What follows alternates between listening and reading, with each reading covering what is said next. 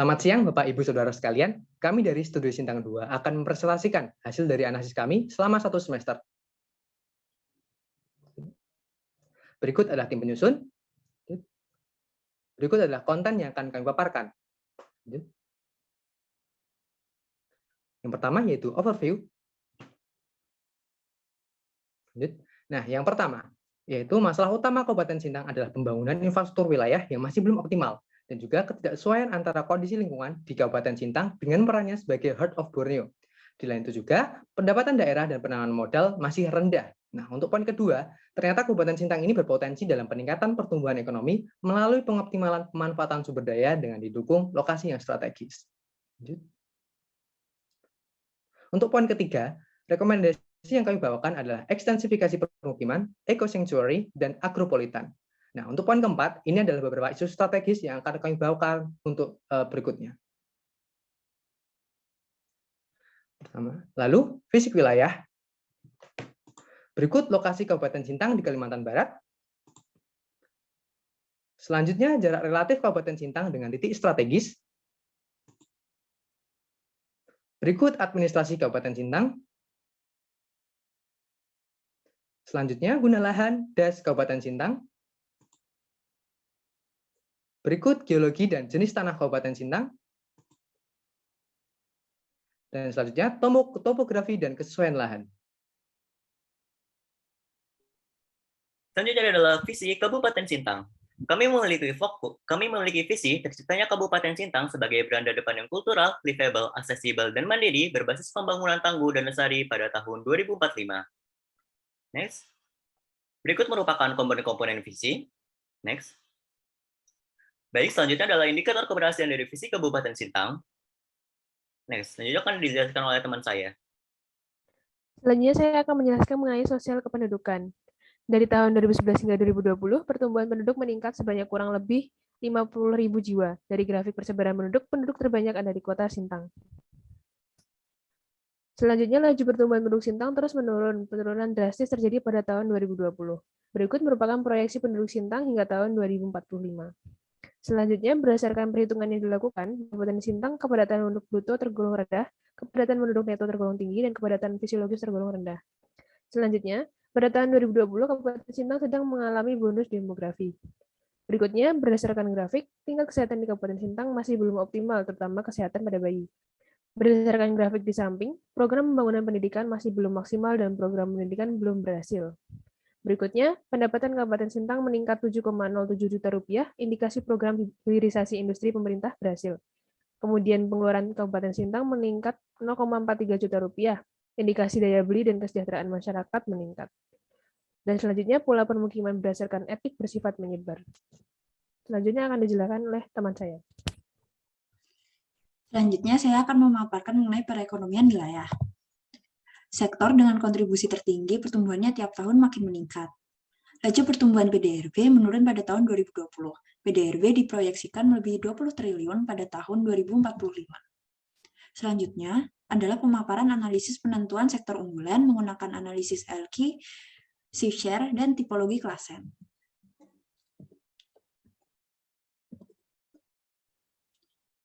Berdasarkan analisis, didapatkan 5 sektor terunggul perekonomian wilayah. Selanjutnya, terdapat spesialisasi pada sektor usaha A, B, H, dan C. Tahun 2020, Sintang kembali ke daerah tertekan dalam proses pembangunan. Ketimpangan wilayah Kabupaten Sintang dapat dikategorikan rendah. Angka kemiskinan Kabupaten Sintang cukup tinggi. Berikut merupakan perhitungan produktivitas sektoral dan analisis angkatan kerja. Selanjutnya akan dipaparkan oleh Muhammad Usama. Selanjutnya adalah sarana prasarana Kabupaten Sintang. Next. Per 2021, Kabupaten Sintang kekurangan 355 unit kesehatan, 742 unit peribadatan, dan 1.613 unit perdagangan atau jasa. Next. Selanjutnya adalah perhitungan sarana prasarananya. Selanjutnya, sarana pariwisata di Kabupaten Sintang terfokus di bagian barat, tengah, dan timur. Next. Drainase Kabupaten Sintang masih mengandalkan sungai kecil dan listrik tetap bertambah tiap tahunnya. Next.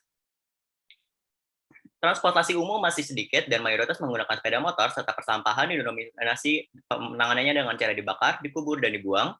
Next. Air limbah belum ada aspal, dan air bersih cakupannya baru mencapai 40% pada skala perkotaan dan 28% pada skala pedesaan. Next. Untuk jalan sendiri, 48% terdiri dari kerikil, 39% dari tanah, dan 13% dari aspal. Dan untuk jembatan, 47,08% berada dalam kondisi rusak. Next. Selanjutnya akan dilanjuti oleh teman saya. Selanjutnya adalah neraca sumber daya alam. Pada analisis ini, kami menganalisis 7 sektor. Yang pertama yaitu perkebunan, lalu hortikultura sayur, lalu hortikultura buah, dan hortikultura biofarmaka. Selanjutnya yaitu ada pertanian tanaman pangan, peternakan ruminansia, dan perikanan budidaya. Berdasarkan hasil analisis NSDA, didapatkan bahwa perikanan kolam memiliki cadangan moneter terbesar. Baik, selanjutnya adalah struktur ruang yang bernama identifikasi. Pada struktur ruang yang pertama adalah dilakukan identifikasi agregasi permukiman perkotaan sehingga mendapatkan 10 simpul dengan letak sebagai berikut. Setelah itu dilakukan agregasi fasilitas untuk menentukan hierarki antar simpul.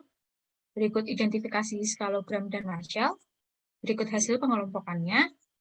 Lalu selanjutnya ada hasil analisis kernel density.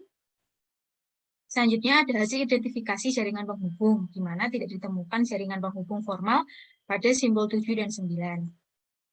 Berikut ini matriks pelayanan klasifikasi simpul sesuai Undang-Undang Nomor 26 Tahun 2007 berdasar fasilitas minimal, dengan simbol 7 dan 9 belum memenuhi syarat layanan.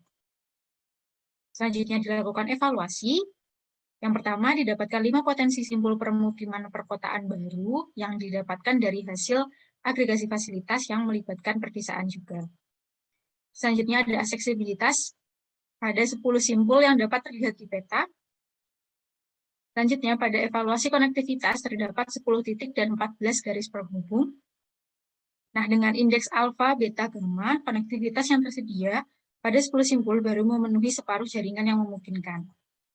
Selanjutnya ada evaluasi mobilitas yang mana simpul perkotaan tergolong tidak efisien dengan nilai 0,05 sampai 0,08. Selanjutnya ada evaluasi interaksi yang terlihat pada tabel dengan simpul interaksi rendah yaitu simpul 9 dan 10. Analisis identifikasi evaluasi struktur ruang disimpulkan dengan scoring yang hasilnya terlihat pada tabel berikut ini. Selanjutnya adalah pola ruang yang akan dijelaskan teman saya. Oke, selanjutnya saya akan menjelaskan tentang pola ruang.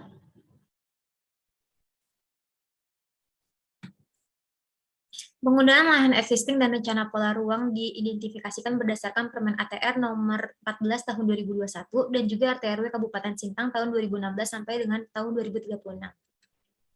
Berikut merupakan identifikasi guna lahan. Dari 16 guna lahan dikerucutkan menjadi 7 pola ruang dan 2 kesesuaian lahan. Selanjutnya identifikasi pola ruang RT/RW. Dihasilkan 8 guna lahan, 4 pola ruang, dan juga 2 fungsi lahan. Selanjutnya pola ruang evaluasi berdasarkan suitability analysis. Berikut merupakan tahapan untuk menetapkan kesesuaian pengembangan lahan. Berdasarkan hasil evaluasi didapatkan hasil sebagai berikut.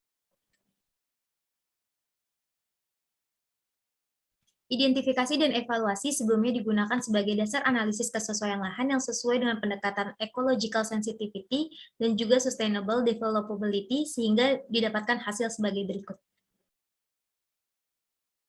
Berikut merupakan peta kesesuaian menggunakan 2 pendekatan yang sudah saya sebutkan sebelumnya.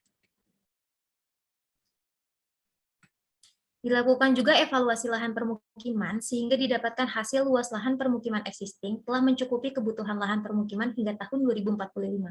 Pembahasan selanjutnya akan dijelaskan oleh teman saya, Afif. Berikutnya adalah isu strategis. Kami menyusun berbagai daftar isu, lalu memformulasikannya sehingga didapat 7 prioritas sebagai berikut. Yang pertama, analisis kerugian dampak bencana banjir terhadap potensi pengembangan Kabupaten Sintang sebagai agropolitan. Dimulai dari banjir yang disebabkan oleh akumulasi deforestasi dan curah hujan yang tinggi, ditambah dengan kondisi sungai yang tidak sanggup menampung air dari hulu dan bentuk Sintang yang seperti mangkok, menyebabkan Kabupaten Sintang memiliki kerawanan banjir yang tinggi. Di lain sisi, ternyata Kabupaten Sintang memiliki komoditas yang mendukung sebagai agropolitan. Lanjut. Berikut adalah kerangka berpikir yang digunakan. Lanjut. Setelah dilakukan analisis sesuai kerangka berpikir, ditemukan lahan seluas 301.000 hektar yang akan terdampak. Nah, 69%-nya adalah guna lahan pertanian dan 12%-nya adalah perkebunan. Lanjut. Dilakukan analisis dengan nilai NSDA pada tiap guna lahannya dan dihasilkan valuasi kerugian sebesar 5,4 triliun. Lanjut. Lalu diperbandingkan dengan PDRB Kabupaten Sintang yang ternyata memiliki kontribusi sektoral terbesar adalah pertanian, kehutanan, dan perikanan. Tentu kerugian yang dihasilkan ini akan berpengaruh signifikan kepada kontribusi sektor tersebut. Lanjut. Berikut adalah analisis SWOT-nya. Lanjut. Kesimpulannya, dilakukan analisis banjir dengan rawan tinggi yang di-overlay guna lahan, lalu dihitung valuasi kerugiannya dengan pendekatan SDA, dan dihasilkan kerugian sebesar 5,4 triliun. Nah, untuk rekomendasinya adalah, 1. Melakukan pembatasan dan pengawasan deforestasi bersama masyarakat, terutama di daerah kawasan hulu sungai. 2. Penerapan konsep kawasan agropolitan yang berbasis ketahanan bencana agar mengurangi risiko kerugian. Dan yang ketiga, perbaikan dan pembangunan sarana prasarana drainase, tanggul sungai, dan normalisasi atau naturalisasi sungai. Berikut, saya akan memaparkan mengenai isu kesejahteraan dan kualitas sumber daya manusia. Saat ini, Kabupaten Sintang sedang mengalami bonus demografi yang dapat menjadi potensi bagi pembangunan wilayah jika kualitas SDM-nya baik. Kualitas SDM dan keberhasilan pembangunan wilayah memiliki hubungan timbal balik. Keberhasilan pembangunan wilayah yang berkaitan dengan SDM dapat direfleksikan melalui 3 indikator untuk mengetahui upaya yang harus dilakukan guna meningkatkan kesejahteraan masyarakat. Berikut merupakan kerangka berpikir yang digunakan untuk menganalisis isu. IPM Sintang berada pada kategori sedang dengan tingkat kemiskinan menurun pada 2 tahun terakhir. Berdasarkan multiple regression, kemampuan dimensi IPM dalam menjelaskan kemiskinan adalah 61%. Dapat disimpulkan bahwa peningkatan kualitas SDM dapat mengurangi kemiskinan yang berimplikasi pada peningkatan kesejahteraan masyarakat. Pada dimensi pendidikan, terdapat indikasi putus sekolah dibuktikan dengan APM yang makin menurun seiring tingginya jenjang pendidikan. Pada analisis SNI, sarana pendidikan seharusnya telah memenuhi kebutuhan masyarakat, namun nyatanya APM terus menurun. Dilakukan analisis ulang untuk mengetahui kapasitas real sarana, sehingga diketahui bahwa sarana SMP dan SMA belum dapat memenuhi kebutuhan masyarakat. Melalui pengolahan data survei potensi desa, didapatkan 25% desa beraksesibilitas sulit pada jenjang SMP dan 51% pada jenjang SMA. Kecamatan yang didominasi akses pendidikan sulit yaitu Serawai, Sepauk, dan Kayan Hilir. Pada dimensi kesehatan, 43% desa memiliki aksesibilitas kesehatan sulit, sedangkan 20% desa memiliki aksesibilitas sangat sulit.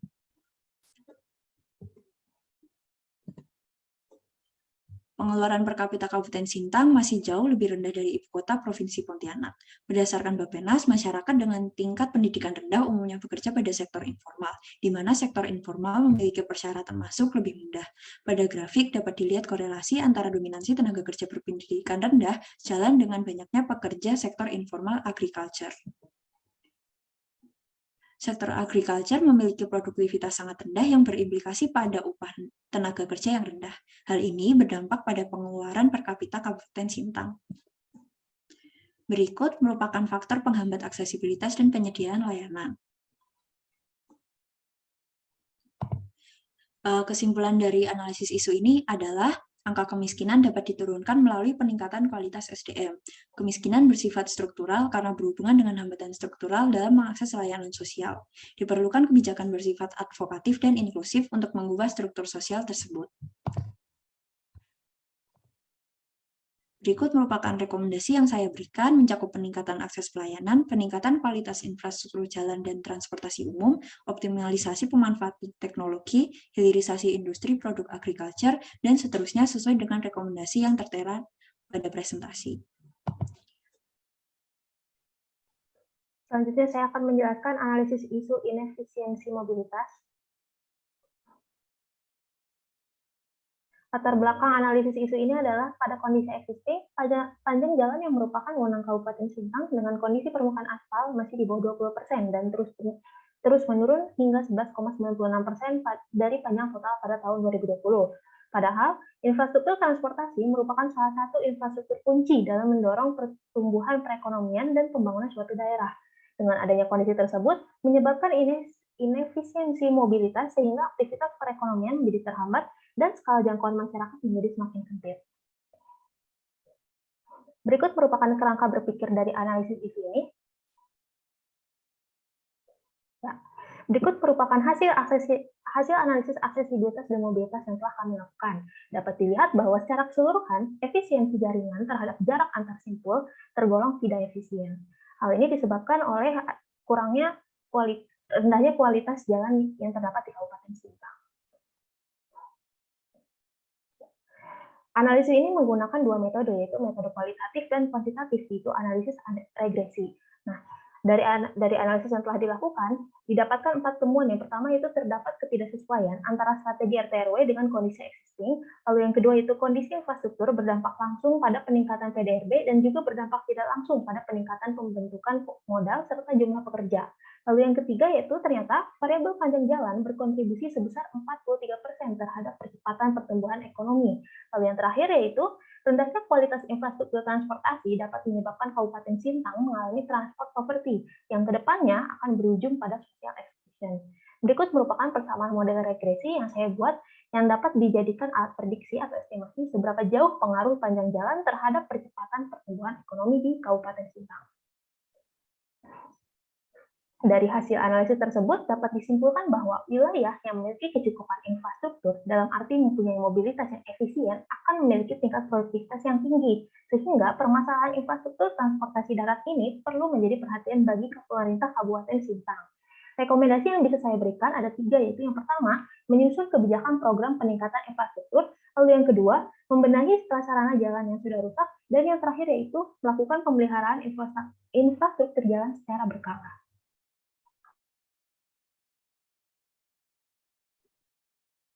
Selanjutnya adalah peluang dan tantangan logistik air di Kabupaten Sintang. Next. Hal ini dilatar belakangi pengiriman melalui logistik air lebih murah dan efisien dibandingkan pengiriman jalur darat maupun udara. Terutama, jalur darat di Kalimantan Barat sendiri masih buruk. Selain itu, penambahan serta peningkatan sistem kepelabuhan sendiri dapat mendorong pendapatan masyarakat serta PDRB Kabupaten Sintang.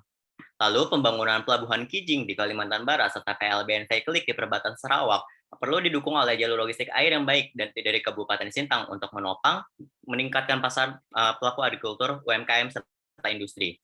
Mengingat Kabupaten Sintang bersama Sanggau sendiri merupakan salah satu penghasil sawit dan karet terbesar di Kalimantan Barat bagian utara. Akan tetapi, pengiriman yang mahal dan keterbatasan pelayaran mengakibatkan inefisiensi logistik air di Kabupaten Sintang. Next.